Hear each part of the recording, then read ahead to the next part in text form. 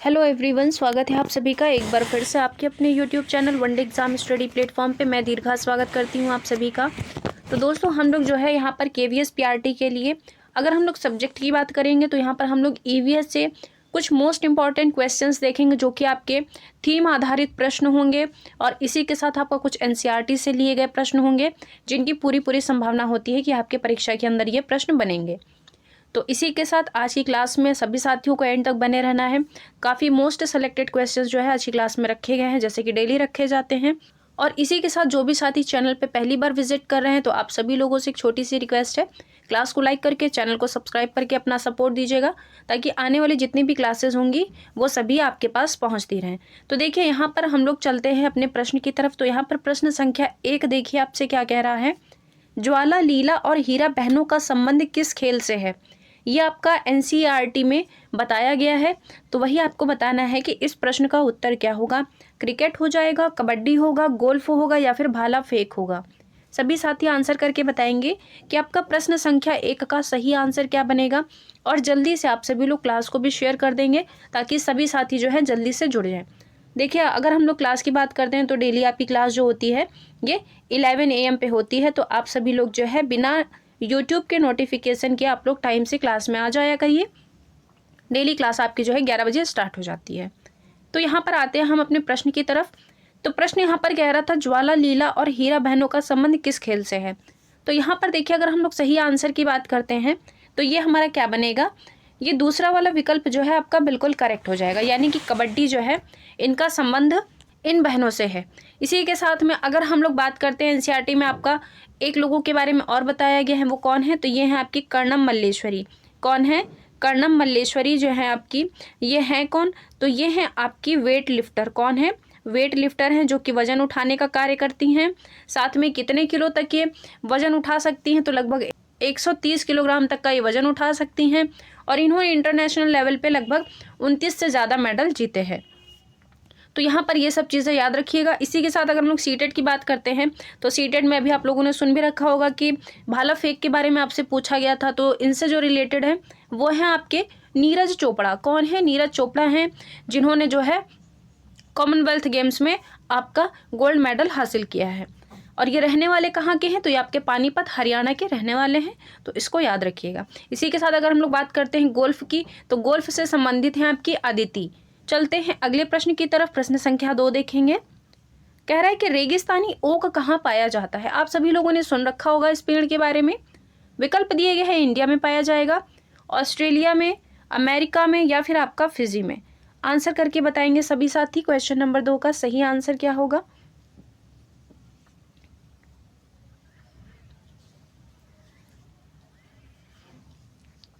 तो यहाँ पर देखिए, अगर हम लोग रेगिस्तानी ओक की बात करते हैं तो ये आपका ऑस्ट्रेलिया में देखने को मिलेगा। कहाँ मिलेगा? ऑस्ट्रेलिया में आपको ये देखने को मिलेगा। तो आंसर यहाँ पर तीसरा वाला विकल्प बिल्कुल करेक्ट होगा। चलते हैं अगले प्रश्न की तरफ। प्रश्न संख्या 3 देखेंगे। कह रहा है कि चेवा क्या है? एक प्रकार का फल है, एक प्रकार का अनाज है, एक प्रकार की सब्जी है या फिर एक प्रकार का मिष्ठान यानी कि आपकी मिठाई है। आंसर करके बताइएगा कि जो चेवा है ये क्या है।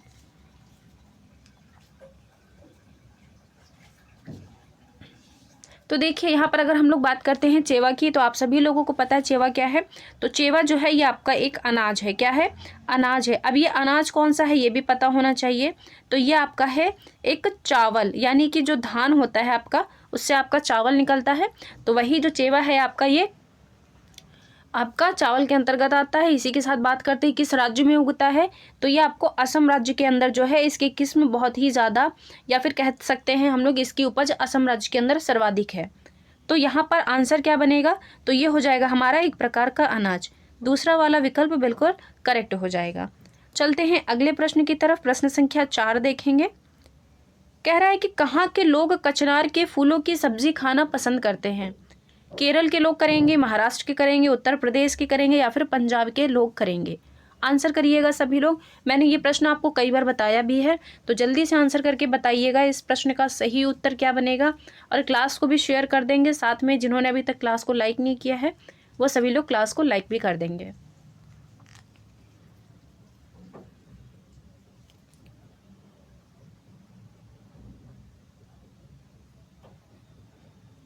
तो देखिए यहाँ पर अगर बात आती है कचनार के फूलों की सब्जी, तो कचनार के फूलों की सब्जी किस राज्य के लोग खाना पसंद करते हैं? तो ये करते हैं उत्तर प्रदेश राज्य के लोग। कौन करते हैं? उत्तर प्रदेश राज्य के लोग। देखिए अगर हम लोग उत्तर प्रदेश के बारे में डिस्कस करेंगे तो बहुत सारी चीज़ें मैंने आपको कल भी बताई थी उत्तर प्रदेश के बारे में, आज हम लोग फिर से एक बार रिकॉल कर लेते हैं। तो देखिए अगर हम लोग उत्तर प्रदेश की बात करते हैं तो यहाँ पर जो है आपको एक रानीपुर टाइगर रिजर्व देखने को मिलेगा, जो कि देश का 53वां टाइगर रिजर्व होगा। और अगर हम लोग यूपी की बात करते हैं तो यूपी का ये चौथा होगा। इसी के साथ यहाँ पर आपको क्या देखने को मिलेगा? लोकगीत की अगर हम लोग बात करेंगे तो यहाँ पर आपको सोहर हो जाएगा, कजरी हो जाएगा, बिरहा हो जाएगा। तो ये सारे लोकगीत आपको यहाँ देखने को मिलेंगे। साथ में अगर हम लोग यहाँ पर झील की बात करते हैं तो आपको बाखिरा झील देखने को मिलेगी, करेला मिलेगी, गोखुर मिलेगी, साथ में सीताकुंड झील भी देखने को मिलेगी। और यहीं पर अगर हम लोग नृत्य की बात करते हैं तो आपका रासलीला, साथ में ही नौटंकी जो है ये भी आपको यहीं पर देखने को मिलेगा। अगर बात आती है केरल के लोग किसकी सब्जी खाना पसंद करते हैं? केरल के जो लोग हैं वे केले के फूल की सब्जी खाना पसंद करते हैं। किसकी सब्जी? केले के फूल की सब्जी जो है वो यहाँ के लोग खाना पसंद करते हैं। बात आती है अगर महाराष्ट्र के बारे में, तो महाराष्ट्र के लोग कौन से फूलों की सब्जी खाना पसंद करते हैं? तो ये लोग सहजन के फूलों की सब्जी खाना पसंद करते हैं। किसके फूलों की? सहजन के फूलों की सब्जी खाना पसंद करते हैं। बात आती है अगर पंजाब के बारे में, तो पंजाब के अंदर हम सभी लोगों को पता है कि यहाँ पर जो है सरसों का साग खाया जाता है, और इसी के साथ यहाँ पर मक्के की रोटी जो है ये इनका सुप्रसिद्ध भोजन है या फिर डिश है, हम लोग कुछ भी कह सकते हैं, तो वो यहाँ के लोग खाते हैं। चलते हैं अगले प्रश्न की तरफ। प्रश्न संख्या 5 देखेंगे हम लोग। प्रश्न संख्या 5 कह रहा है कि कलचिड़ी पक्षी अपना घोंसला कहाँ पर बनाती है? पत्थरों के बीच में बनाती है, कैक्टस पौधे के बीच में बनाती है, पेड़ की ऊंची डाल पर बनाती है, या फिर पेड़ के तने में बनाती है? अब आप लोग देख लीजिए, ये आपकी कलचिड़ी है, जिन्होंने नहीं देखा है वो लोग देख सकते हैं। और इसी के साथ सभी लोग आंसर भी कर दीजिए कि आपका जो कलचिड़ी पक्षी है ये अपना घोंसला कहाँ पर बनाती है।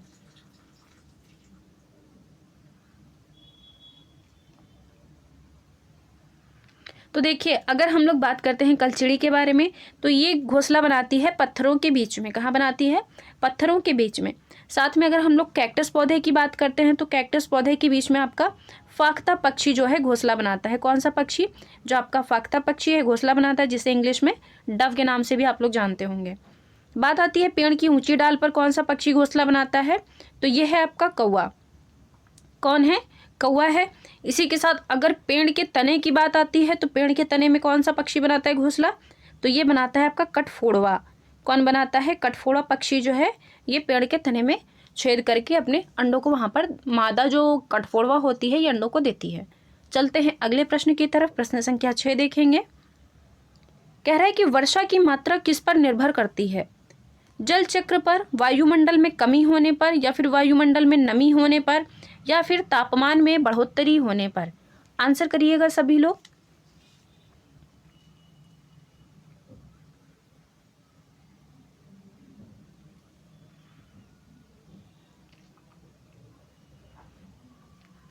तो यहाँ पर देखिए अगर हम लोग सही आंसर की बात करेंगे तो वर्षा की मात्रा जो है वो वायुमंडल में नमी यानी कि आर्द्रता होने पर निर्भर करती है। तो आंसर यहाँ पर क्या बनेगा? ये तीसरा वाला विकल्प आपका बिल्कुल करेक्ट हो जाएगा। चलते हैं अगले प्रश्न की तरफ। प्रश्न संख्या 7 देखिए क्या कह रहा है। खाने का नमक कौन सा खनिज प्रदान करता है? आप लोगों ने सुना भी होगा खाने वाला नमक, टाटा नमक जिसको बोलते हैं। वही पूछ रहा है कि ये कौन सा खनिज आपको प्रदान करता है। सोडियम हाइड्रोक्साइड प्रदान करेगा, पोटेशियम प्रदान करेगा, कैल्शियम प्रदान करेगा, या फिर आपको सोडियम प्रदान करेगा? आंसर करिएगा सभी लोग एक बार। प्रश्न संख्या 7 के लिए बताएंगे कि इस क्वेश्चन का सही आंसर क्या होगा। तो यहाँ पर देखिए अगर हम लोग विकल्पों को डिस्कस करते हुए चलेंगे तो यहाँ पर पहले क्या दिया है आपका? Sodium hydroxide. तो सोडियम हाइड्रोक्साइड का प्रयोग कहाँ होता है? तो इसका प्रयोग जो है कागज और इसी के साथ जो आपकी नाली वगैरह होती हैं उनकी सफाई के लिए सोडियम हाइड्रोक्साइड का प्रयोग किया जाता है। आप लोग देखते होंगे जो आपके पेपर वगैरह एकदम वाइट से दिखते हैं वो किसके कारण दिखते हैं? तो वहाँ पर आपका जो सोडियम हाइड्रोक्साइड है इसका प्रयोग किया जाता है, जिस वजह से आपका जो नोटबुक होती है ये आपकी वाइट देखने को मिलती है। बात करते हैं अगर हम लोग यहाँ पर पोटेशियम के बारे में, तो पोटेशियम के अंदर हमें क्या याद रखना है? ये क्या करता है? तो ये आपके ब्लड प्रेशर को जो है सामान्य करता है। क्या करता है? ब्लड प्रेशर को ये सामान्य रखता है, यानी कि कंट्रोल में रखता है। बात करते हैं अगर हम लोग यहाँ पर कैल्शियम की, तो कैल्शियम क्या करता है, आप लोगों ने कई बार पढ़ा होगा, ये क्या करता है, तो ये करता है दांतों और इसी के साथ जो आपकी बोन्स होती हैं, यानी कि जो आपकी हड्डियाँ होती हैं, ये इनके विकास में सहायक होता है। क्या करता है, हड्डियों के विकास में ये सहायता करता है। साथ में अब बचा गया हमारा सोडियम, तो आंसर हमारा यहाँ पर क्या बनेगा, ये चौथा वाला विकल्प बिल्कुल करेक्ट हो जाएगा। चलते हैं अगले प्रश्न की तरफ। प्रश्न संख्या 8 देखेंगे। कह रहा है कि परम तापक्रम पैमाना कौन सा होता है, फ़ारेनहाइट होगा, सेल्सियस होगा, केल्विन होगा या फिर आपका कूलाम होगा। आंसर करिएगा सभी लोग कि आपका जो परम तापक्रम पैमाना है ये कौन सा होता है।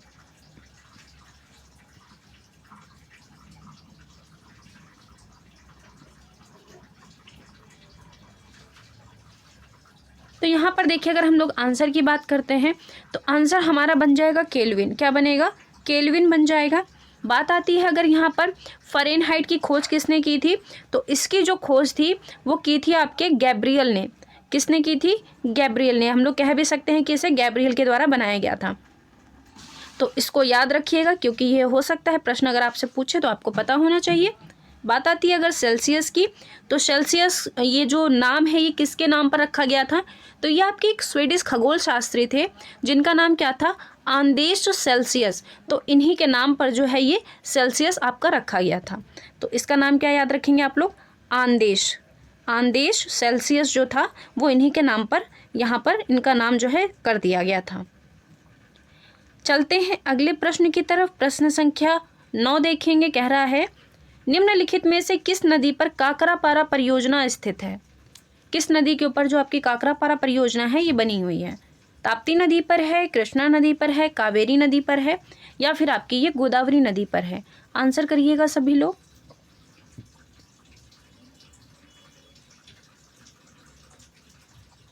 तो देखिए अगर हम लोग बात करते हैं काकरापारा परियोजना की, तो ये जिस नदी पर स्थित है वो है आपकी ताप्ती नदी। कौन सी है, ताप्ती नदी है। आंसर तो हमारा यहाँ पर पहला वाला विकल्प बिल्कुल करेक्ट है। बात करते अगर हम लोग यहाँ पर कृष्णा नदी की, तो कृष्णा नदी पर आपका एक बांध बना हुआ है जिसका नाम क्या है, तो इसका नाम है नागार्जुन बांध। क्या नाम है इसका, नागार्जुन बांध जो है ये आपका कृष्णा नदी पर बना हुआ है। साथ में ही यहाँ पर एक और बांध देखने को मिलता है, तो वो कौन सा है, तो ये है आपका अलमाटी बांध। कौन सा बांध है, अलमाटी बांध है। तो इसको याद रखिएगा। बात आती है अगर कावेरी नदी पर, तो कावेरी नदी पे क्या चीज़ स्थित है, तो यहाँ पर आपको देखने को मिलेगा स्टेनली जलाशय। क्या देखने को मिलेगा, स्टेनली जो जलाशय है आपको ये यहीं पर देखने को मिलेगा। अब बात आती है यहाँ पर गोदावरी नदी की, तो यहाँ पर हम लोगों को जो है गोदावरी नदी के बारे में भी पता होना चाहिए। तो देखिए जो आपकी गोदावरी नदी है यहाँ पर आपको क्या देखने को मिलेगा, तो यहाँ पर आपको मिलेगा निजाम सागर। क्या देखने को मिलेगा, निजाम सागर जो बांध है वो आपको यहीं पर देखने को मिलेगा। तो इसको याद रखिएगा क्योंकि ये भी बहुत ज़रूरी है। चलते हैं अगले प्रश्न की तरफ। प्रश्न संख्या 10 देखेंगे। ये देखिए पेडागोजी का क्वेश्चन। जैसे कि आप लोगों को पता है कि ईवीएस के अंदर सिर्फ आपका फैक्चुअल क्वेश्चन ही नहीं देगा बल्कि आपसे पेडागोजी भी पूछेगा। तो यहाँ पर देखिए बात किसकी कर रहा है, सतत और व्यापक मूल्यांकन जो है आपका ये क्यों आवश्यक है। कह रहा है कि शिक्षार्थी की प्रगति निरंतर ना बढ़ाए रखने के लिए। अगला कह रहा है कि परीक्षा प्रणाली को महत्व देने के लिए, शिक्षार्थी ने कितना सीखा है यह जानने के लिए, निरंतर मूल्यांकन होते रहने से शिक्षार्थियों में परीक्षा का भय नहीं होता है। आंसर करके बताइएगा इस प्रश्न का सही उत्तर क्या होगा। सभी लोग ध्यान से क्वेश्चन को पढ़ेंगे, उसके बाद अपना आंसर करेंगे। कोई भी गलत आंसर नहीं टिक करेगा।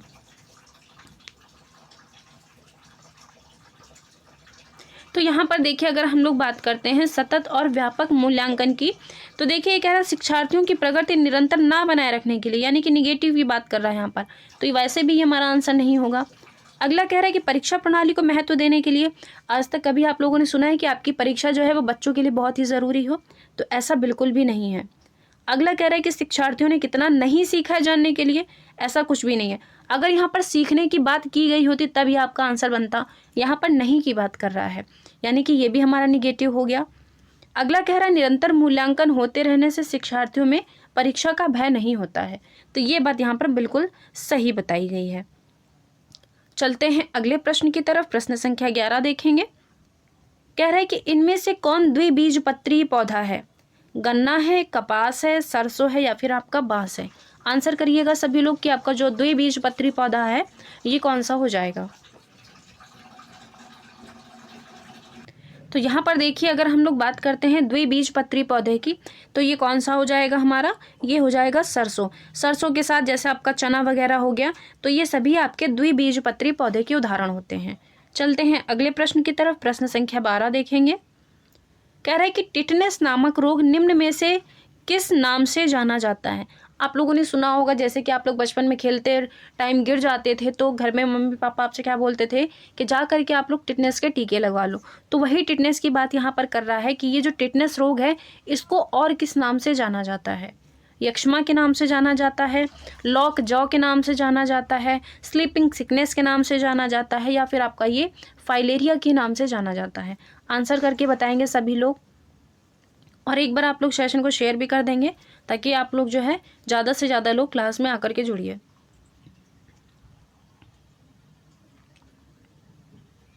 तो देखिए, यहाँ पर अगर हम लोग बात करते हैं टिटनेस नामक रोग की, तो ये जिससे संबंधित है, यानी कि अगर हम लोग इसके अन्य नाम की बात करते हैं तो वो है आपका लॉक जॉ।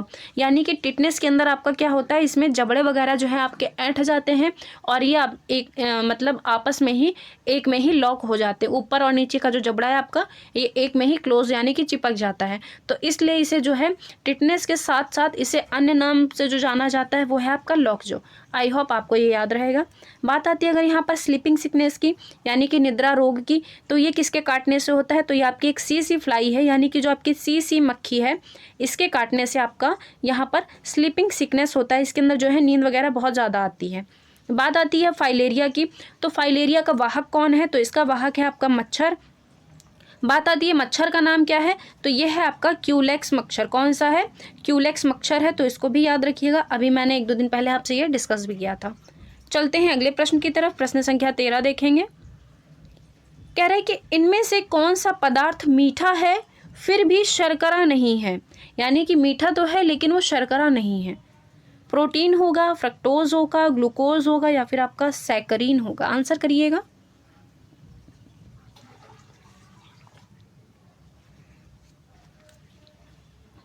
तो यहाँ पर देखिए, अगर हम लोग बात करते हैं कि ऐसा कौन सा पदार्थ है जो मीठा भी है लेकिन मीठा नहीं भी है, तो यहाँ पर अगर हम लोग बात करते हैं इस प्रश्न के सही उत्तर की, तो ये हमारा प्रोटीन भी नहीं होगा, फ्रक्टोज भी नहीं होगा, ग्लूकोज ये भी नहीं होगा, सैकरीन बिल्कुल ये हमारा सही आंसर हो जाएगा। अगर हम लोग बात करते हैं सैकरीन की, तो ये क्या है, ये है मधुमेह रोगियों की शर्करा है। क्या है, जो आपके मधुमेह यानी कि जो आपके डायबिटीज़ के पेशेंट होते हैं उनकी ये शर्करा कहलाती है। कैसे कहलाती है, आप लोगों ने देखा होगा मार्केट वगैरह में आपके छोटी छोटी शीशियाँ आती हैं शुगर फ्री की, तो वही जो होती है वो आपकी सैकरीन होती है। शुगर के जो जितने भी पेशेंट होते हैं उनके लिए ये यूज़फुल होती है, बाकी आप लोगों के लिए यूज़फुल नहीं होती है। तो एक तरह से हम लोग इसको क्या कह सकते हैं कि आपकी जो है आर्टिफिशियल यहाँ पर शर्करा होती है। कैसी शर्करा होती है, कृत्रिम शर्करा होती है। चलते हैं अगले प्रश्न की तरफ। प्रश्न संख्या 14 देखेंगे। कह रहा है कि सर्वाधिक कार्बोहाइड्रेट किस खाद्यान्न में पाया जाता है। विकल्प दिए गए हैं चावल, गेहूं, जौ या फिर बाजरा। आंसर करिएगा सभी लोग कि आपका जो कार्बोहाइड्रेट है वो किस अनाज में सबसे ज़्यादा देखने को मिलेगा।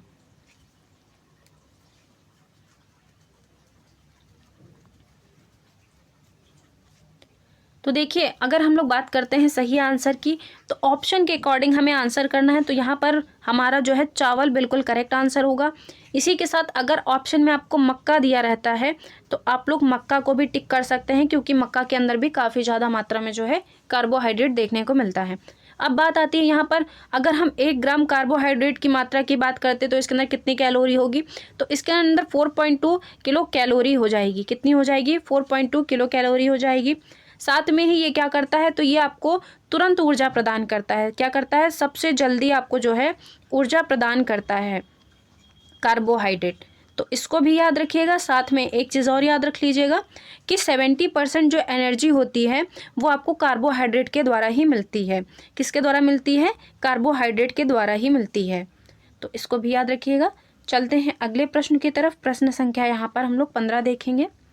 कह रहा है कि निगला हुआ भोजन, यानी कि जो आप लोग भोजन लील लेते हैं अपने पेट के अंदर, वही भोजन जो है आहार नाल में नीचे की ओर गति करता है। किस लिए, भोजन के साथ लिया गया पानी का प्रवाह होगा, भोजन नली की दीवार में मांसपेशियों का संकुचन होगा, पेट के अंदर मौजूद गुरुत्वाकर्षण का खिंचाव हो जाएगा, या फिर मांसपेशियों के जीभ के द्वारा प्रदान किया गया बल होगा। आंसर करिएगा सभी लोग। अच्छे से क्वेश्चन को पढ़ेंगे फिर आंसर करेंगे।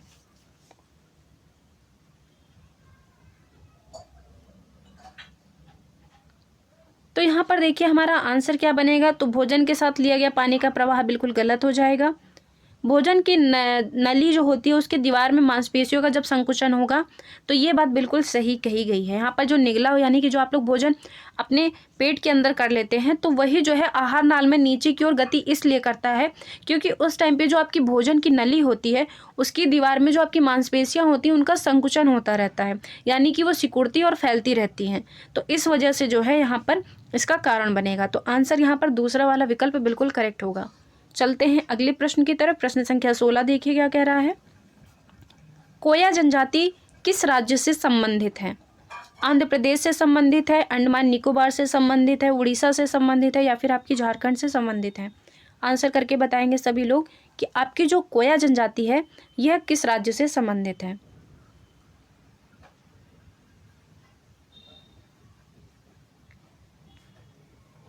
तो यहाँ पर देखिए अगर हम लोग सही आंसर की बात करेंगे तो ये हमारा क्या बनेगा, आंध्र प्रदेश बन जाएगा।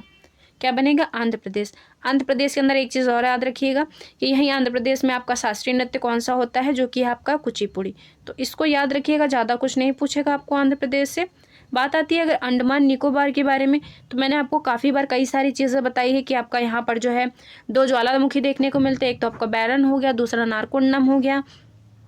और यहीं अगर हम लोग अंडमान की राजधानी की बात करते हैं तो आपकी पोर्ट ब्लेयर हो गई है। और यहीं अंडमान निकोबार के अंदर आपको एक जनजाति भी देखने को मिलती है, जो कि कौन सी है, तो यह है आपकी जारवा जनजाति, जो कि बहुत ही प्रसिद्ध जनजाति है और सबसे खतरनाक जनजाति भी यही मानी जाती है। साथ में यहाँ पर आपको एक शैम्पेन जनजाति भी देखने को मिलती है। कौन सी, शैम्पेन जनजाति देखने को मिलेगी। और एक आपको ओजे जनजाति भी यहीं देखने को मिलेगी। बात आती है अगर उड़ीसा के अंदर कौन सी जनजातियां देखने को मिलेगी, तो यहाँ पर एक तो आपको सौरस जनजाति देखने को मिल जाएगी। कौन सी, सौरस जनजाति। दूसरे की अगर हम लोग बात करते हैं तो यहाँ पर गोंड भी आपको देखने को मिलेगी। गोंड के साथ आपको यहाँ पर बोंडा भी देखने को मिलेगी। तो ये 3 जनजातियाँ याद रखिएगा, जो कि आपसे पेपर में अगर पूछेगा तो सिर्फ इन्हीं जनजातियों से पूछेगा। बात आती है अगर झारखंड के बारे में, तो झारखंड के अंदर आपका संथाल जनजाति आती है, जो कि आपका सीटेट के अंदर जो है अभी आपसे पूछी गई थी। और साथ में यहाँ पर जो है मुंडा जनजाति जो है ये भी बहुत फेमस जनजाति है झारखंड की। तो इतनी चीज़ें याद रखिएगा। चलते हैं अगले प्रश्न की तरफ। प्रश्न संख्या 17 देखेंगे। कह रहा है किस नदी को बिहार का शोक कहा जाता है? कोसी नदी को कहा जाता है, सोन नदी को कहा जाता है, झेलम नदी को कहा जाता है, या फिर आपका कावेरी नदी को कहा जाता है। तो आंसर करके बताएंगे कि बिहार का जो शोक है वो किस नदी को कहा जाता है।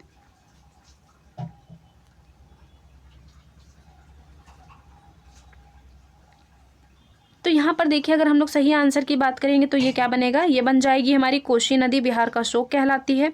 इसी के साथ अगर हम लोग बात करते हैं सोन नदी के बारे में, तो आप सभी लोगों को पता है कि आपकी जो सोन नदी है इसका उद्गम कहाँ से होता है, तो इसका उद्गम है आपका अमरकंटक की पहाड़ी से। कहाँ से है, अमरकंटक की जो पहाड़ियाँ होती हैं वहाँ से इसका उद्गम है। साथ में ही आपकी जो नर्मदा नदी है इसका उद्गम भी आपका अमरकंटक की पहाड़ी से है, तो इसको भी याद रखिएगा।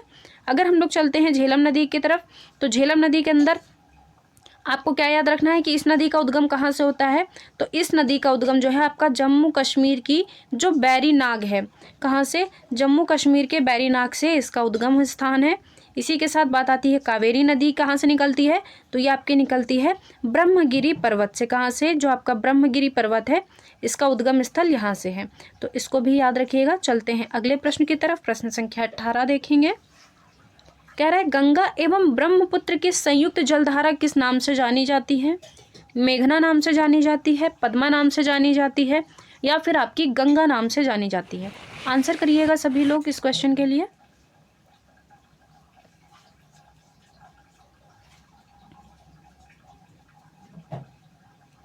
तो यहाँ पर देखिए बात आती है गंगा और जो ब्रह्मपुत्र की संयुक्त जलधारा है, यानी कि जो आपकी गंगा और ब्रह्मपुत्र जब संयुक्त यानी कि आपस में मिल जाती हैं तो वो जलधारा जो होती है जब आगे की तरफ बढ़ती है तो वो किस नाम से जानी जाती है? तो ये जानी जाती है मेघना के नाम से। किस नाम से? मेघना के नाम से। अब बात आती है यहाँ पर पद्मा नदी की। तो माफ़ कीजिएगा, पद्मा की। तो पद्मा क्या कहलाती है? तो ये गंगा नदी जब बांग्लादेश में आपकी प्रवेश करती है तब इसे पद्मा नाम से जाना जाता है। क्या होता है? जब आपकी गंगा नदी बांग्लादेश में प्रवेश करती है तब इसे पद्मा नाम से जाना जाता है। और अगर हम लोग गंगा की बात करते हैं तो गंगा नदी का उद्गम स्थल कहाँ से है? तो यह है गंगोत्री ग्लेशियर से। कहाँ से है? गंगोत्री ग्लेशियर से है। तो इसको भी याद रखिएगा। चलते हैं अगले प्रश्न की तरफ। प्रश्न संख्या 19 देखेंगे। कह रहा है कि भारत में उगाई जाने वाली कॉफ़ी की किस्म कौन सी है? यानी कि आपके भारत में कॉफ़ी की सबसे ज़्यादा उगाई जाने वाली किस्म की बात पूछ रहा है। अगर हम लोग ओवरऑल देखते हैं भारत में आपकी कितने प्रकार की कॉफ़ियाँ उगाई जाती हैं, तो वो है सिर्फ 4 प्रकार की कॉफ़ियाँ आपके भारत में उगाई जाती हैं। अगर हम लोग यहाँ पर अपने आंसर को देखते हैं तो हमारा यहाँ पर जो आंसर बनेगा वो बन जाएगा अरेबिका। क्या बन जाएगा? अरेबिका। अब बात आती है ये अरेबिका ये है कहाँ? तो ये है आपका कर्नाटक में जो आपका बाबा बुदान की पहाड़ी है वहाँ पर ये सबसे ज़्यादा उगती है आपकी अरेबिका कॉफ़ी। कहाँ पे उगती है? कर्नाटक में जो आपका बाबा बुदान की पहाड़ी है। इसको लिख लीजिएगा आप लोग, बाबा बुदान की पहाड़ी से ये यहाँ पर जो है सबसे ज़्यादा उगाई जाती है। अगर हम लोग यहाँ पर बात करते हैं सैंटोज़ क्या है? तो सैंटोज़ आप सभी लोगों को पता है ये कॉफ़ी के बंदरगाह हैं। क्या हैं? कॉफ़ी बंदरगाह होते हैं जो कि आपके सैंटोज़ कहलाते हैं। चलते हैं अगले प्रश्न की तरफ। प्रश्न संख्या 20 देखेंगे। कह रहा है कि किस आहार को संतुलित आहार कहा जाता है? तो ये आपका फूड थीम से संबंधित है। कह रहा है कि ऐसा आहार जो स्वाद से भरपूर हो, अच्छी महक वाला आहार, या फिर पर्याप्त मात्रा में सभी तत्वों से युक्त पोषण युक्त आहार, या फिर ठीक से पका हुआ आहार। बताएंगे कि संतुलित आहार जो है किस आहार को कहा जाता है।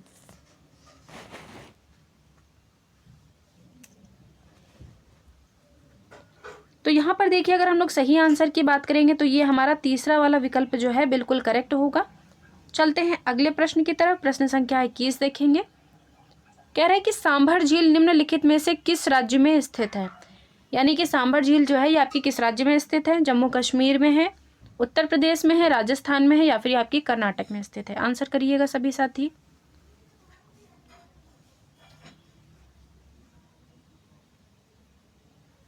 तो देखिए अगर बात आती है सांभर झील की तो सांभर झील आपकी कहाँ स्थित है? ये स्थित है राजस्थान में। अब बात आती है जम्मू कश्मीर के अंदर आपको कौन कौन सी झीलें देखने को मिलेंगी?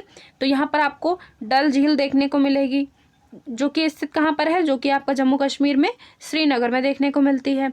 बात आती है यहाँ पर और कौन सी झीलें देखने को मिलेंगी? तो यहाँ पर और जो झील देखने को मिलेगी वो हो जाएगी आपकी नागिन झील। कौन सी?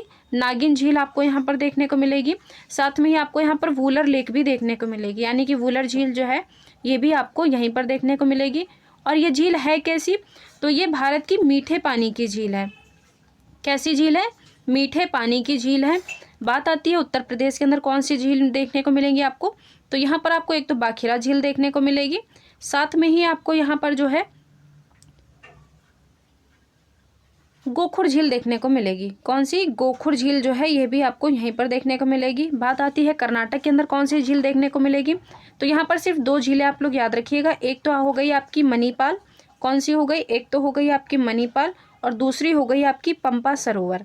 तो इसको याद रखिएगा। सिर्फ ये 2 चीज़ें हो सकता है अगर पूछेगा कर्नाटक में यहाँ से तो आपका यहीं से पूछेगा। चलते हैं अगले प्रश्न की तरफ। प्रश्न संख्या 22 देखेंगे। कह रहा है कि निम्न में कौन सर्वाधिक उत्पादक पारिस्थितिकी तंत्र है? सवाना हो जाएगा, मरुस्थल होगा, टुंड्रा होगा, या फिर आपके उष्ण कटिबंधीय वर्षा वन होंगे? आंसर करेंगे सभी लोग।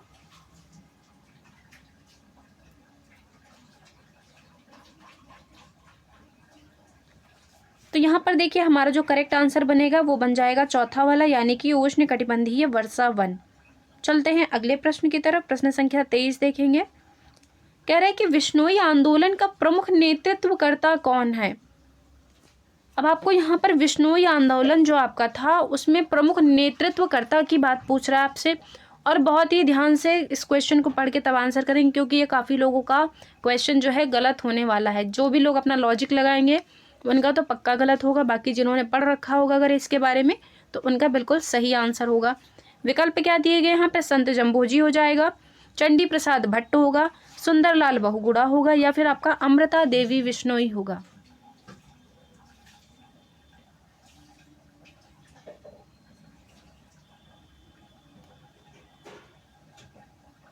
तो यहाँ पर देखिए, अगर हम लोग बात करते हैं बिश्नोई आंदोलन के प्रमुख नेतृत्वकर्ता की, तो ये थे आपके संत जम्भोजी। कौन थे?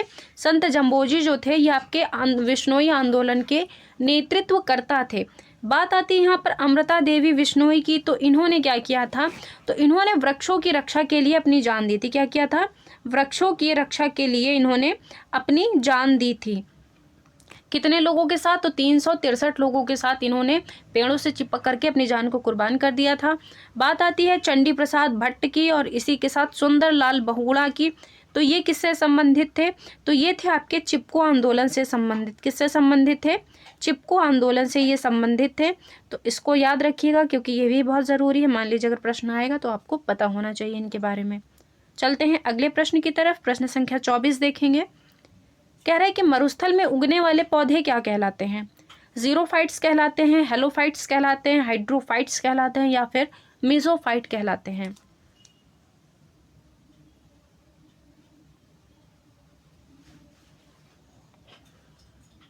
तो देखिए यहाँ पर किसकी बात की जा रही है? मरुस्थल में उगने वाले पौधे। तो मरुस्थल में जो पौधे उगते हैं उनको क्या कहा जाता है? तो इन्हें कहा जाता है ज़ेरोफाइट। क्या कहा जाता है? इन्हें ज़ीरोफाइट कहा जाता है। साथ में ये जो है आपके शुष्क स्थानों पर उगने वाले पौधे होते हैं। कौन से? शुष्क स्थानों पर उगने वाले पौधे होते हैं। तो इसको लिख लीजिएगा, जिन्हें नहीं याद है तो वो लोग यहाँ पर याद कर सकते हैं। बात आती है हेलोफाइट्स क्या होते हैं? तो जहाँ पर आपके लवणीय स्थान होता है, जैसे कि आपका सागर वगैरह महासागर हो गए, तो ये आपके लवणीय स्थान पर उगने वाले पौधे होते हैं। बात आती है हाइड्रोफाइट्स क्या होते हैं? तो हाइड्रोफाइट्स उन्हें कहा जाता है जो आपके जल में उगते हैं। कौन से? जल में उगने वाले जो आपके पौधे होते हैं वो हाइड्रोफाइट्स कहलाते हैं। हाइड्रो का मतलब ही होता है जल से संबंधित। जहाँ पे भी अगर मान लीजिए आपको कन्फ्यूज़न होती है, कहीं पर भी अगर हाइड्रो दिया रहता है तो वो आप लोग सीधा सा लॉजिक लगा सकते हैं कि वो आपका जल से संबंधित होगा। बात आती है अगर यहाँ पर मीजोफाइट्स की, तो मीजोफाइट्स आपका जो है यहाँ पर आर्द्र और शुष्क पौधे जो है यहाँ पर देखने को मिलेंगे। कौन से? आर्द्र और इसी के साथ शुष्क। चलते हैं अगले प्रश्न की तरफ। प्रश्न संख्या 25 देखेंगे। कह रहा है कि रक्त का थक्का जमने के लिए आवश्यक विटामिन कौन सा है? यहाँ पर आपसे विटामिन पूछ रहा है रक्त का थक्का जमाने के लिए। विकल्प दिए गए हैं टोकोफेरॉल, नेफ्थोक्विनोन, अमीनो अम्ल या फिर आपका थायमिन। आंसर करिएगा सभी लोग प्रश्न संख्या 25 के लिए।